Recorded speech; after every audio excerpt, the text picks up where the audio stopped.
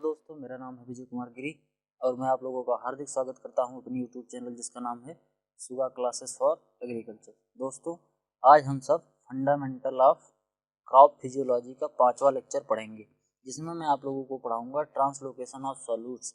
यानी कि जो प्लांट होते हैं, जब अपने रूट से ये फूड मटेरियल को यानी न्यूट्रिएंट को एब्जॉर्ब कर लेते हैं, तो वो एब्जॉर्ब करने के बाद जो न्यूट्रिएंट होते हैं वो न्यूट्रिएंट जड़ों से फिर पूरे पौधे में किस तरीके से फैलते हैं, पौधे के तने में, शाखाओं में, पत्ती, फूल और सब जगह पर वो किस तरीके से पहुंचते हैं फूड मटेरियल यानी न्यूट्रिएंट पौधों के, इसके बारे में हम लोग आज पढ़ेंगे। तो चलिए शुरू करते हैं। देखिए क्या कह रहा है, translocation of organic solutes.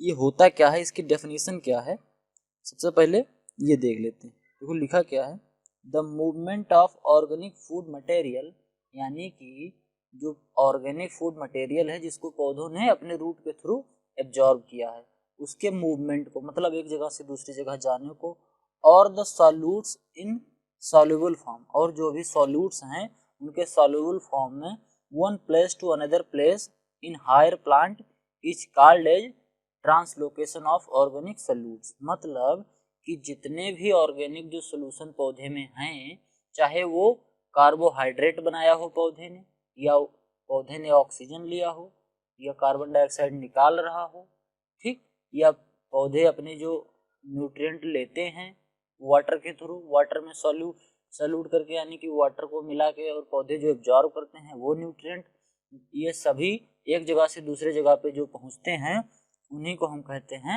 Translocation of organic solutes.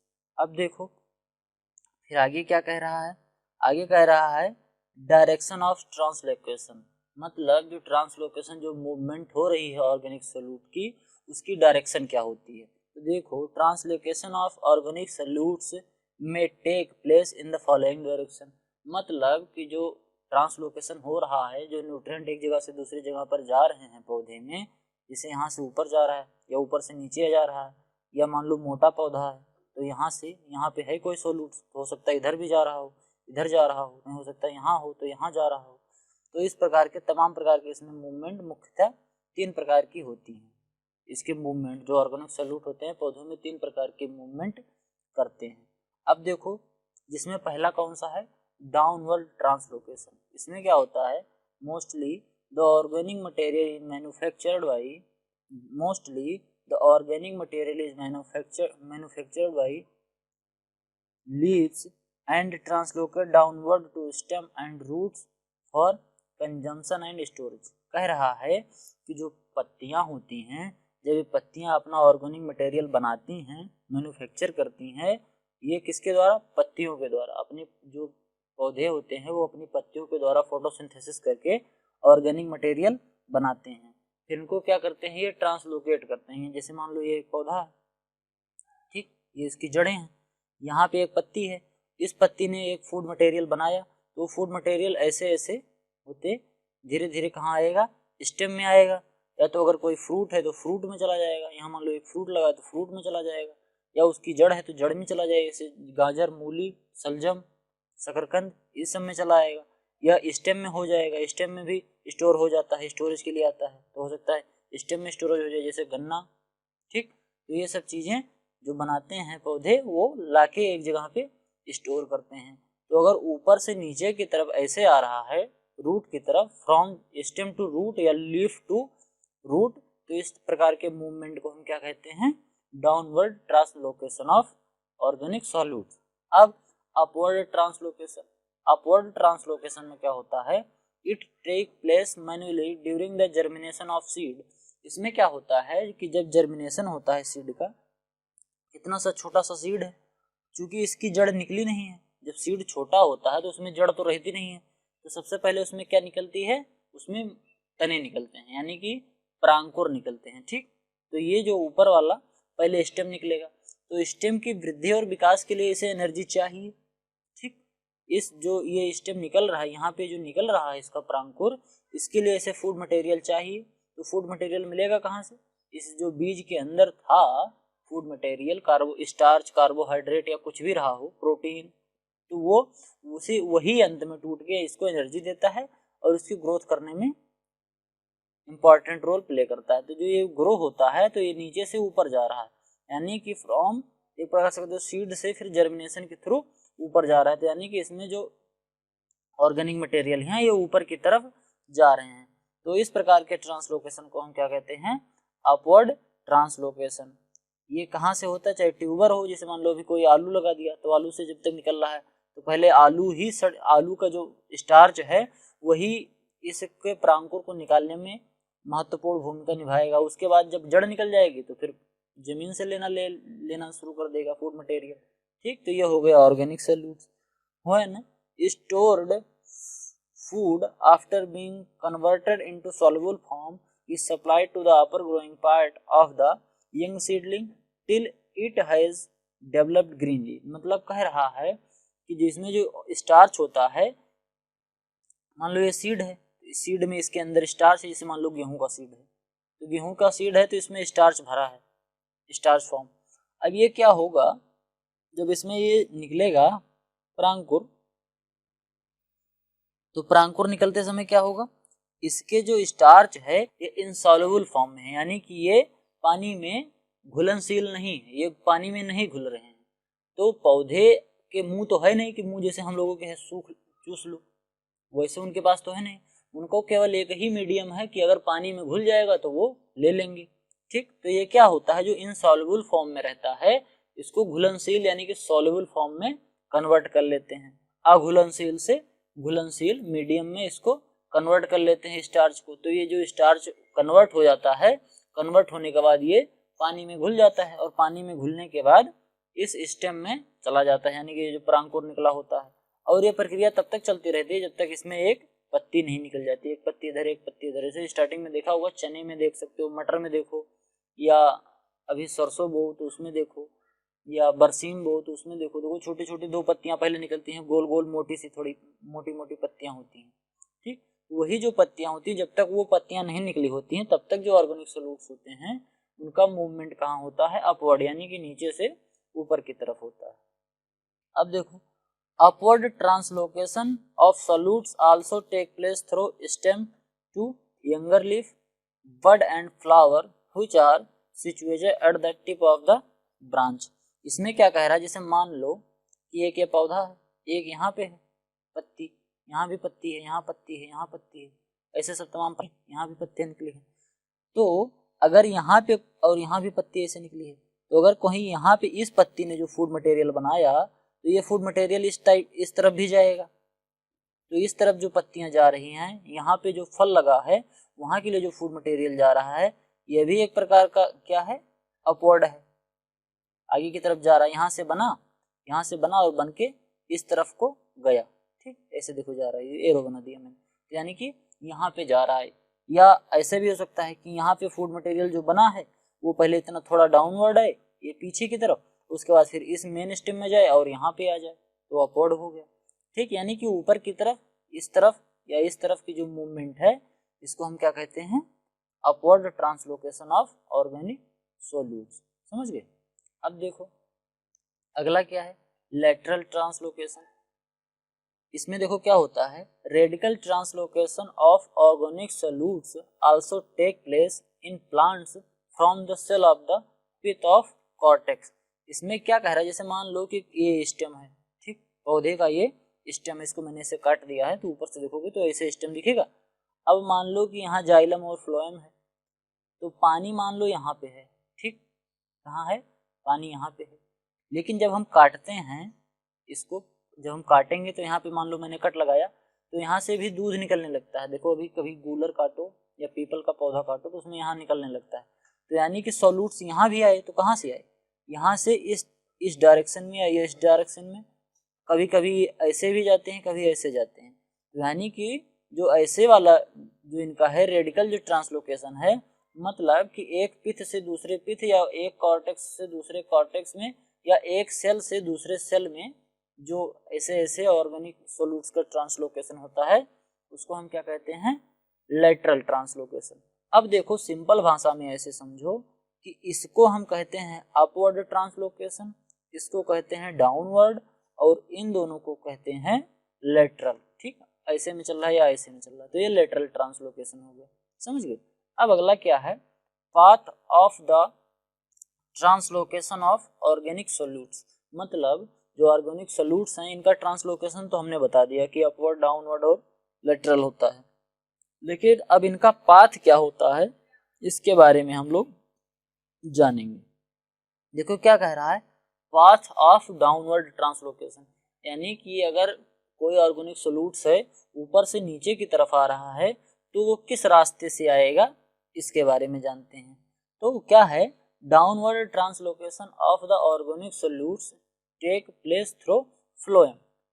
Phloem से जो होता है, फ्लोएम से, फ्लोएम एक प्रकार का वस्कुलर बंडल है, संवहन बंडल है, संवहन टिश्यू है, ट्रांसलोकेशन वाला टिश्यू है, जिससे जो ऑर्गेनिक सोल्यूट्स रहते हैं एक जगह से दूसरी जगह पर जाते हैं। तो जो ऊपर से नीचे की तरफ जितने भी सोल्यूट्स आएंगे वो कहाँ से आएंगे, फ्लोएम से आएंगे। देखो एक चीज होता है जाइलम, ठीक, XYLUM, और एक होता है फ्लोएम, जाइलम और फ्लोएम। अब इसको याद कैसे कर सकते हो, जा से जल होता है और जा से जाइलम होता है। जल कहाँ होता है, मिट्टी में, ठीक, तो जल होता है मिट्टी में, तो जा से जल, तो जल जो जाएगा वो कहाँ से जाएगा, जाइलम से जाएगा, ठीक। जो नीचे से ऊपर चीजें जाती हैं वो किससे जाती हैं, जाइलम से जाती हैं। इसको ऐसे याद कर सकते हो, जल कहाँ होता है, पानी कहाँ होता है पौधे में, पानी पौधा नीचे से तो ही लेता है, तो नीचे से ऊपर की तरफ अगर लेगा, नीचे से ऊपर की तरफ लेगा तो यानी कि अपवर्ड होगा, ठीक, अपवर्ड ट्रांसलोकेशन। तो अपवर्ड जो ट्रांसलोकेशन होता है वो मुख्यतः किससे होता है, जाइलम से। और उसी प्रकार से फ्लोएम जो होता है, फ्लोएम ये डाउनवर्ड, ऊपर से नीचे की तरफ। अब इसको कैसे याद कर सकते हो, फ्लोएम को याद कर सकते हो फल से। फ्लोएम फल, फल कहाँ लगता है, पौधे के ऊपरी भाग में लगता है। यहाँ पे फल लगा और ऐसे ऐसे मान लो पौधा है ऐसे ऐसे, तो यहाँ पे जो फल लगा तो यहाँ से ऊपर से नीचे की तरफ आएगा। तो आप ऐसे याद कर सकते हैं कि जाइलम से क्या होता है, फ्लोएम से क्या होता है। जाइलम से जो पौधे एब्जॉर्ब करते हैं अपने रूट से, वो चीजें पौधे के अन्य भागों तक जाती हैं, यानी कि जाइलम से नीचे से जल ऊपर को जाता है। और फ्लोएम से क्या होता है, पौधे या जो पत्तियां कार्बोहाइड्रेट या जो भी प्रोड्यूस अपना बनाती हैं वो ऊपर से नीचे की तरफ आता है। तो फ्लोएम जो रिस्पॉन्सिबल होता है ये ऊपर से नीचे की तरफ लाने के लिए होता है। अभी आगे जाइलम भी आएगा, मैंने यही बता दिया। अब देखो पाथ ऑफ अपवर्ड ट्रांसलोकेशन, इसमें देखो जाइलम है, ठीक। Although translocation of organic solutes take place through phloem but under certain condition it may take place through xylem. ये जाइलम के थ्रू भी जाता है, समझ गए। अब ये जाइलम और फ्लोएम में कंफ्यूजन कभी नहीं होने का, ठीक। अब देखो पाथ ऑफ लेटरल ट्रांसलोकेशन, मतलब जो इस तरीके का ट्रांसलोकेशन हो रहा था इसका क्या पाथ होता है। देखो क्या कह रहा है, lateral translocation from pith to cortex take place through medullary ray. इसमें क्या होता है कि ऐसे ऐसे मान लो ऐसे ऐसे है, ये कॉर्टेक्स और ये पिथ है, किनारे किनारे ये कॉर्टेक्स और पिथ है।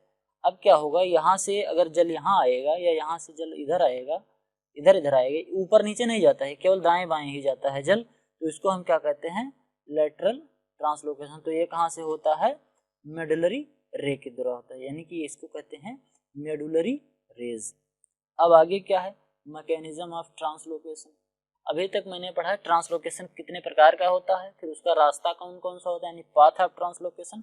अब हम पढ़ेंगे मैकेनिज्म, मतलब कि किस वजह से पौधे में पानी अंदर जाता है या किस वजह से वो ट्रांसलोकेशन या मूवमेंट करता है, कोई भी सॉल्यूशन पौधे में क्यों इधर से उधर आता जाता है। तो देखो various theory has been put forward to explain the mechanism of phloem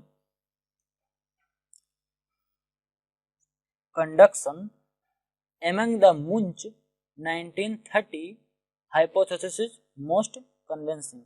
मतलब जो ट्रांसलोकेशन के मैकेनिज्म है इसको बहुत सारे वैज्ञानिकों ने दिया था, लेकिन जो मुंच थे, मुंच ने 1930 में जो दिया था हाइपोथेसिस वो सबसे ज़्यादा कन्विंसिंग थी। अब देखो कुछ इसमें जाइलम की जो जाइलम का जो ट्रांसपोर्टेशन होता है, मतलब जाइलम के थ्रू जो मूवमेंट होती है, ट्रांसलोकेशन होता है ऑर्गेनिक सॉल्यूट्स का, उसका क्या क्या मीडियम है।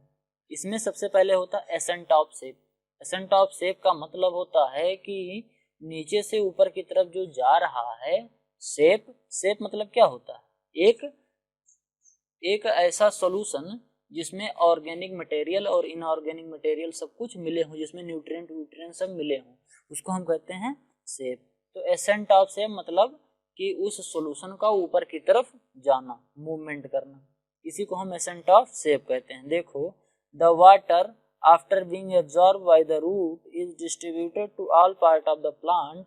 कह रहा है कि वाटर एब्जॉर्ब होता है रूट के द्वारा, इसके बाद एब्जॉर्ब जब रूट कर लेती है वाटर को, तो ये क्या करता है, सभी जगह पे, पौधे के सभी जगह पे इसको डिस्ट्रीब्यूट किया जाता है।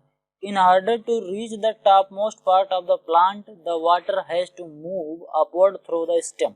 मतलब कि यहाँ से एब्जॉर्ब होने के बाद ऊपर जब पौधा जाता है तो किसके थ्रू जाता है, ये जो स्टेम है स्टेम के थ्रू ही जाता है, ठीक, through the stem. The upward movement of water is called as ascent of sap. यानी कि जो वाटर होता है, वाटर जो वो शेप होता है जिसमें ऑर्गेनिक मटेरियल और तमाम न्यूट्रिएंट घुले होते हैं, इनका जमीन से ऊपर की तरफ स्टेम में ऐसे ऊपर की तरफ जाना हम क्या कहते हैं, एसेंट ऑफ शेप कहते हैं। देखो एक आदमी ये निकाल रहा है, इससे ताड़ी, हम लोग यहाँ कहते हैं इसको ताड़ी निकाल रहा है, समझ गए। तो ये होता है क्या, एसेंट ऑफ शेप का ये एग्जाम्पल है। अब देखो इस एसेंट ऑफ शेप का मैकेनिज्म क्या है, एसेंट ऑफ शेप होता क्यों है, पानी नीचे से ऊपर की तरफ ही क्यों जाता है, ऊपर से नीचे की तरफ कभी क्यों नहीं आता है, उसका कई मैकेनिज्म है। देखो, in small tree and herbaceous plant, मतलब जो छोटे पौधे होते हैं या जो घास वाले पौधे होते हैं, हर्बेसियस प्लांट ऐसा समझो, जो घास वाले या बहुत जो छोटे छोटे पौधे होते हैं, the ascent of shape can be explained easily. उसमें एसेंट ऑफ शेप को हम इजिली एक्सप्लेन कर सकते हैं। बट इन ट्री टाल like eucalyptus and conifers reaching A height of 300 से 400 feet, where water has to rise up to the height of several hundred feet, the ascent of shape it seems become a problem.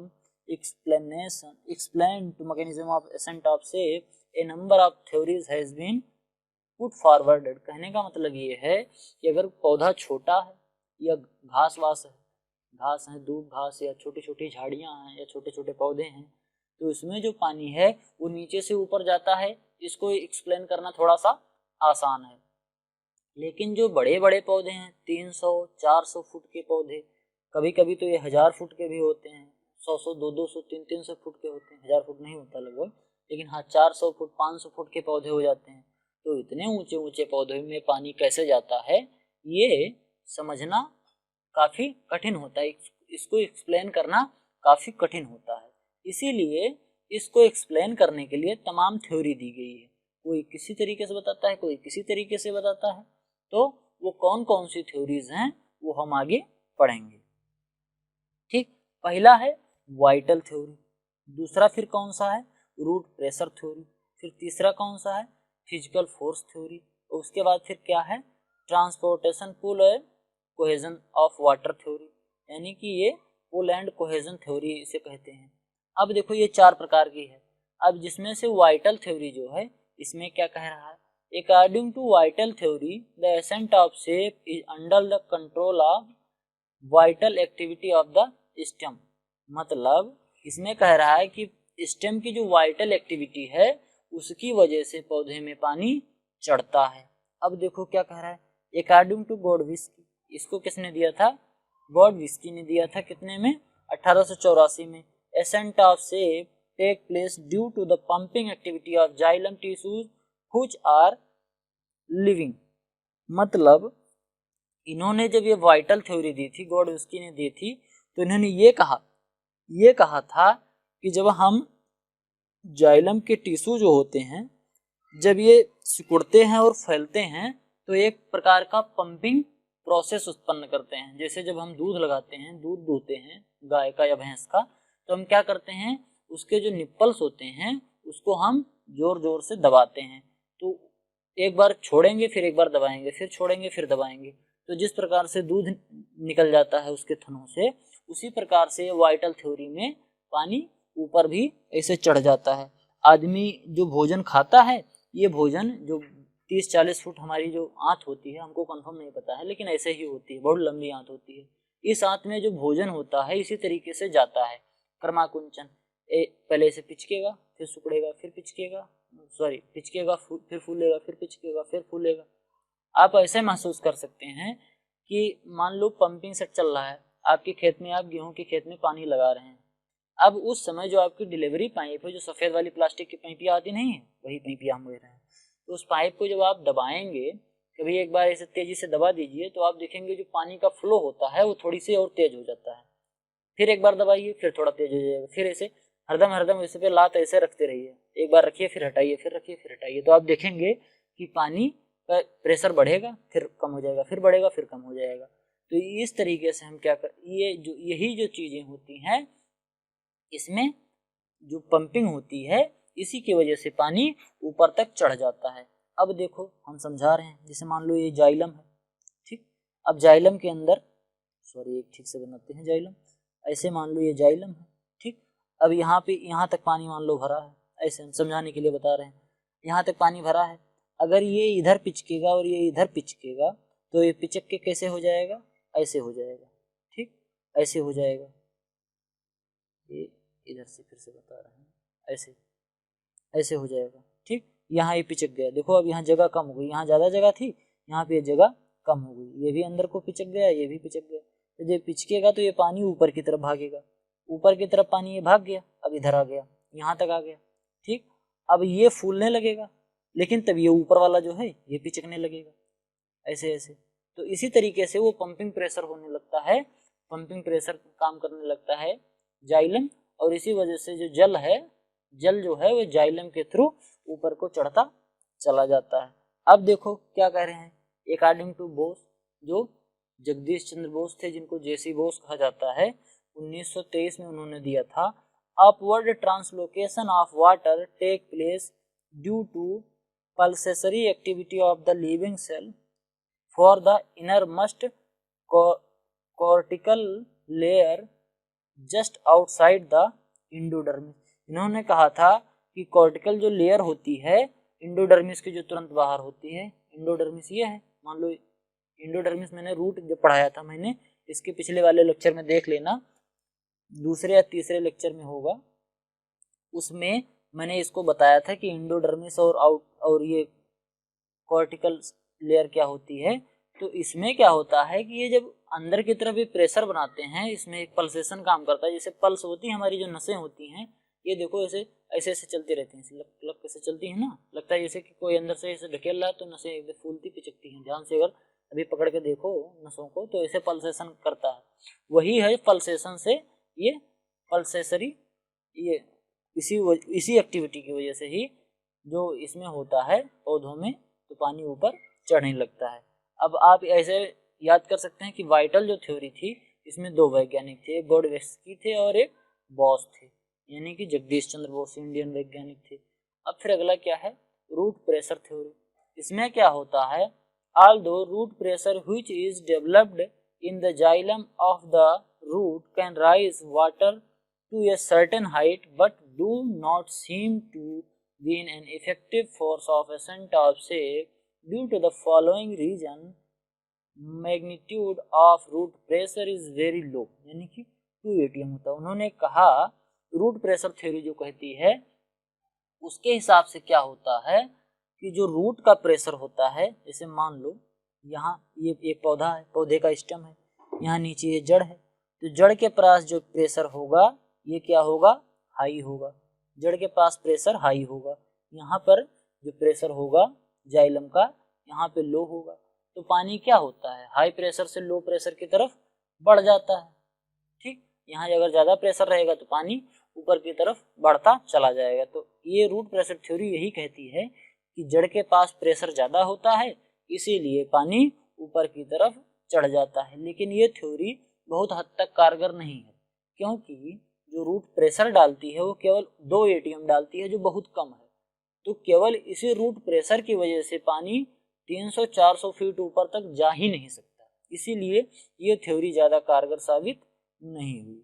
अब देखो क्या कह रहा है, even in the absence of root pressure, जब root pressure के absence होता है, मतलब जब रूट प्रेशर नहीं होता, ये 2 एटीएम जो रूट प्रेशर दे रहा है, अगर इतना भी रूट प्रेशर नहीं होगा तब भी एसेंट ऑफ शेप यानी कि पानी का ऊपर चढ़ना ये फिर भी कंटिन्यू रहता है, फिर भी जारी रहता है।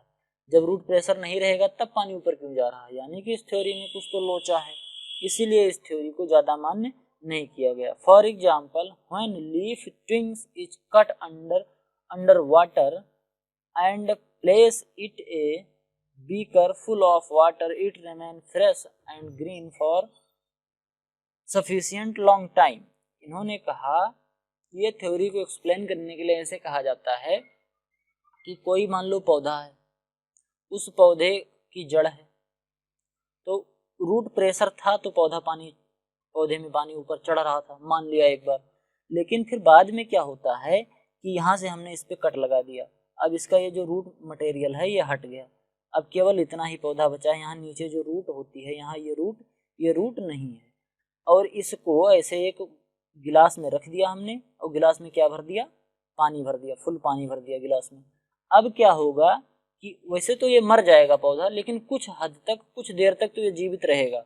अगर कोई पौधा काट के इसे बाहर वैसे ही रख दो, उसकी जड़ काट के, तो ये जल्दी सूख जाएगा, लेकिन अगर इसको पानी में रखे रहोगे तो थोड़ा देर में सूखेगा, यानी कि पानी इसके ऊपर फिर भी चढ़ रहा है। तो जब इसमें जड़ नहीं है तब क्यों चढ़ रहा है, तो यानी कि रूट प्रेशर कुछ हद तक काम नहीं कर रहा है।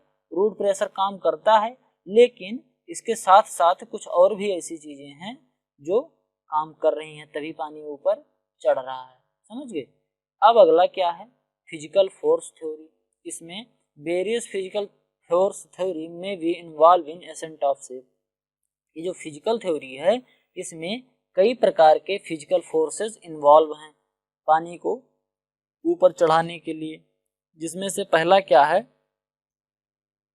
Atmospheric pressure theory. इसमें क्या हो रहा है, this do not seem to convince because it can act on water presence in xylem in root, increase it is working, and then also it will not be able to rise water beyond 34 feet. ये जो atmospheric pressure theory है ये भी बहुत ज़्यादा convenient नहीं है, बहुत ज़्यादातर मान्य नहीं है। क्यों? क्योंकि एटमॉस्फेरिक जो प्रेशर होता है इसकी वजह से पानी केवल 34 फीट तक ही ऊपर जा सकता है एटमॉस्फेरिक प्रेशर की वजह से, जबकि ये पानी 300-400 मीटर ऊंचे पौधे में कैसे पहुंच जाता है, ये एक सोचने की बात है, इसीलिए इस थ्योरी को थोड़ा कम आंका जाता है। फिर अगला है इम्बिबिशन। इम्बिबिशन क्या होता है वो मैंने पहले बताया है, इम्बिबिशन, लेकिन अभी इम्बिबिशन के थ्रू पानी कैसे चढ़ता है उसको जान लेते हैं। क्या कह रहा है, सच उन्होंने क्या कहा था 1878 में, suppose the view that ascent of shape could take place by imbibition through the wall of xylem। उन्होंने कहा कि जाइलम के वॉल में, जो जाइलम की दीवार होती है, इस पे इम्बिबिशन होता है, इसकी वजह से पानी ऊपर चढ़ जाता है। But imbibition force is insignificant in the ascent of shape because it takes place through the lumen of xylem element and not through wall। इसमें कह रहा है कि ये जो इम्बिबिशन होता है ये जाइलम के ल्यूमेन में होता है, जाइलम के अंदर जो ल्यूमेन होता है वहाँ पे होता है, जाइलम के ल्यूमेन में होता है, जबकि ये वॉल के थ्रू होता नहीं है, दीवार में होती नहीं है इम्बिबिशन, तो इस तरीके से पानी नहीं चढ़ सकता। हाँ, कुछ हद तक ये रिस्पॉन्सिबल है वाटर के मूवमेंट में, लेकिन ये इतना भी ज़्यादा इन्वॉल्वमेंट नहीं है इसका कि ये 300-400 फीट तक ऊपर पानी पहुँचा पाए। अब कैपिलरी फोर्स आ गया। कैपिलरी फोर्स, कैपिलरी वाटर समझते हो, केशिका जल, इसको हम सॉइल साइंस में पढ़ा दिए हैं कि कैपिलरी फोर्स क्या होता है, आप जाके देख सकते हैं प्लेलिस्ट में, फंडामेंटल ऑफ सॉइल साइंस की प्लेलिस्ट में। इसमें क्या होता है कैपिलरी फोर्स में कि मान लो एक मिट्टी का कण ये है, मिट्टी का कण तो हम सॉइल साइंस में कहे थे, यहाँ हम कह देते हैं एक से लिए है, एक से लिए है, ऐसे ढेर सारे कोशिकाएं हैं, ठीक। अब इन कोशिकाओं के बीच बीच में जो जगह है, इस जगह में क्या है, पानी भरा हुआ है, तो इस पानी पे ये बगल वाली जो कोशिकाएं हैं दबाव डालेंगी इस पानी पे, इस पानी पे जब दबाव डालेंगे तो ये पानी ऊपर की तरफ चढ़ता चला जाएगा। ठीक, अब देखो ये कैसे चला जाएगा, देखो इसमें पढ़ के देखते हैं क्या कह रहा है। In plant the xylem vessels are placed ones above another forming a sort of continuous channel which can be compared with long capillary tubes, and it was through that as water rise of capillary tube due to capillary force in the same manner ascent of shape take place in the xylem। जैसे कह रहा है कि जैसे मान लो, ऐसे समझने के लिए हम बता रहे हैं कि एक भीगा कपड़ा यहाँ रख दो, ठीक, अब उस भीगे कपड़े के ऊपर एक कपड़ा और रख दो, सूखा कपड़ा, तो क्या होगा, कुछ देर बाद वो जो भीगा कपड़ा है इस सूखे कपड़े को भी भिगा देगा, तो क्या होगा, यानी कि पानी नीचे से ऊपर की तरफ चढ़ा। यही आसानी से आप कर सकते हैं। अगर कपड़ा ज़्यादा भीगा रहेगा तो अगर 2-3 परत ऐसे रख दोगे, एक परत अगर सूखी भीगा है नीचे वाला तो ऊपर की 2 परत जो कपड़े हैं वो भी भिगा देगा, अगर दोनों ऐसे सटा के रखे हैं, क्योंकि इसमें वही कैपिलरी फोर्स वाले नियम है, केशिकात्व वाला नियम लग जाता है। आपने हाई स्कूल और इंटर में पढ़ा होगा केशिकात्व क्या होता है। अब देखो क्या होता है, जब ये कैपिलरी फोर्स डेवलप होता है, कैसे डेवलप होता है, जो इसके बंडल होते हैं, जाइलम के वेसल जो होते हैं वो एक के ऊपर एक ऐसे ऐसे धरे रहते हैं, ऐसे ऐसे ऐसे रखे रहते हैं। तो अगर इसमें पानी है तो इसमें पानी है तो यहाँ जाएगा, इसमें है तो यहाँ जाएगा, इसमें है तो यहाँ जाएगा। इसी तरीके से कैपिलरी फोर्स, एक कंटिन्यूस कैपिलरी फोर्स डेवलप हो जाता है और एक चैनल बन जाता है, कंटिन्यूस एक चैनल बन जाता है जिसके थ्रू पानी नीचे से ऊपर की तरफ चला जाता है।